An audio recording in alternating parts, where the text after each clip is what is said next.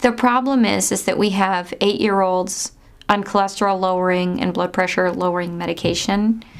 We have type 2 diabetes becoming epidemic in children. It used to be called adult onset diabetes. We have 50% of 2 to 15-year-olds with fatty streaks in their arteries already. And this is literally the beginning stages of heart disease. Fruits and vegetables, fruits and vegetables, I will eat them every day. Hey! Fruits and vegetables, make me want to shout hooray!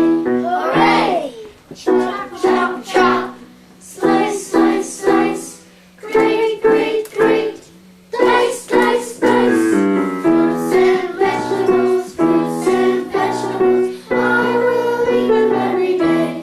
Hey! We have a healthcare crisis in this country, and until we learn how to truly prevent diseases, we are going to still have this problem. I mean, the bottom line is that there's a food industry and there's a government that's very influenced by the food industry. And what that means is that people don't get the information that they really need. The New York Coalition for Healthy School Foods started in 2004 when we wrote a resolution for the New York State Legislature. We were aware of a federal program called the Fresh Fruit and Vegetable Snack Program, and it was very limited in funding. It's now in all 50 states, but only in a handful of schools in each state. Because the federal program was so limited in funding, we decided to create a private version of the program so that schools who were interested in having such a program could do so. We would do this as a pilot and then create a blueprint document that would tell other schools how to implement such a program. And we chose Beverly J. Martin Elementary School in the Ithaca City School District in New York State. And we were able to fund the entire program for a year. Cayuga Radio Group donated free advertising to let businesses know that we were doing this project. And as a result, we heard from many businesses. Unfortunately, right about then, the economy started to experience problems, and many of the businesses that expressed interest had to back out. It was then that United Way contacted us and said they'd like to support the program. And they actually provided a significant amount of funding. And as a result, other foundations signed on, and we were able to fund the entire year.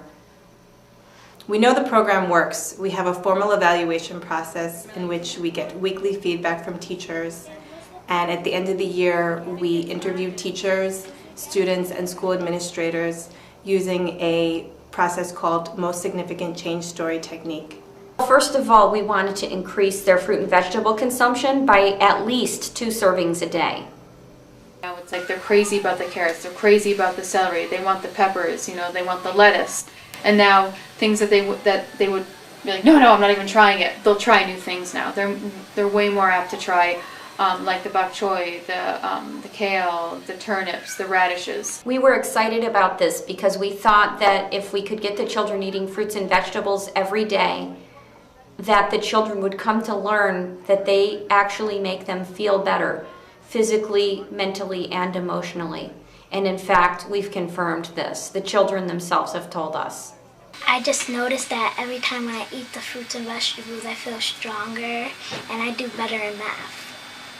It feels like different when you eat the vegetables. They taste like good and stuff, and I love them. How do you feel after you eat them? Happy. I get fed. You get fed? In the morning and afternoon. How do you feel after you eat this food? Really, really strong. It's really cool that I get to eat them because I don't really eat them that often. So I eat them at school. And I feel really, really, really, really, really, really fast and strong. Kids would tell me they feel better, after their snack, they could focus better, looking forward to the afternoon snack. And I think those are just habits that overall improve focus and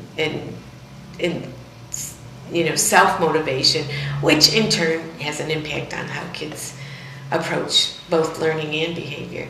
The exciting thing about the program is we have an emphasis on local and organic as much as possible and as much as we were able to fund. Snow peas and turnips and beets and pak choy and kale, a lot of things that might be new to them, and some of the greens they end up using to make sandwiches or burritos, as they call them, which is basically just another vegetable or fruit wrapped in greens. So they get creative and have fun with their snacks. Many people think that children won't eat vegetables without dips and dressings. And we've really proved them wrong, I'm happy to say. I am absolutely amazed at how much of the raw vegetables that the kids are willing to eat. I used to not like green beans, but now since I tried them here, I really like them. Well, I really like fruits and vegetables because I never used to eat them when I was at home. All I ate was different kinds of sugar and stuff. But now that I got used to them, I'm really happy. But I think the overall appreciation of fruits and vegetables has gone from something that's like, oh, fruits and vegetables, to they get really excited about them, which is nice. It seems to be sort of a school culture climate change. And it's just the excitement over fruits and vegetables that I don't think I've ever seen in kids before. We also had a goal to reduce the amount of junk food that children were eating. And the kinds of snacks that were being brought into the classroom were things that really lacked nutritional value. One of our first grade students last spring had left a message in my mailbox, and it was a picture, and it was both pictures and drawing and writing. Dear Miss Gomber, I do not like the new snack program. And there was a picture of fresh fruits and vegetables, and he had put an X through it, and then on the bottom of the paper it had the picture of the snacks that the kids used to have. There were goldfish, there were pieces of pizza, there were some chocolate things, pretzels. So he had an appointment, and he came down, and I had the picture, and we reviewed it, and we read it, and he said, Miss Gomber, he said, we really didn't need this meeting. And I said, why? He said, I have changed. He said, I love this program now. So I said to him, I said, now, I really want you to know that I took your message seriously. And you don't have to just say this because we're meeting now. And I'm the principal and you're the student. I said, I really want to hear what your concerns were. And he said, oh, no, I wouldn't do that. Again, we have huge diverse background, including economic status, and it's really hard and devastating, I think, for these kids. I taught younger ones for a long time to say I don't have the snack, or mom or dad forgot it, or we couldn't afford it, or whatever it might be. So I was providing snacks a lot. And I would love to have gone and got fresh vegetables and chopped them up every morning and brought them into school, but that just wasn't going to happen. Well, I used to eat all candy and sugar, but now when I tried the fruits and vegetables, I started to like it, but I still like both now. And a bowl of fruit next to a donut, and they really wanted the fruit, which is amazing. There's a significant difference with some of the kids that we see, regularly or spontaneously. A difference between having, 2 handfuls of fish crackers versus, 3 pieces of broccoli and some spinach. I mean, it does. It makes a difference in their energy level. I think it makes a difference in just attentiveness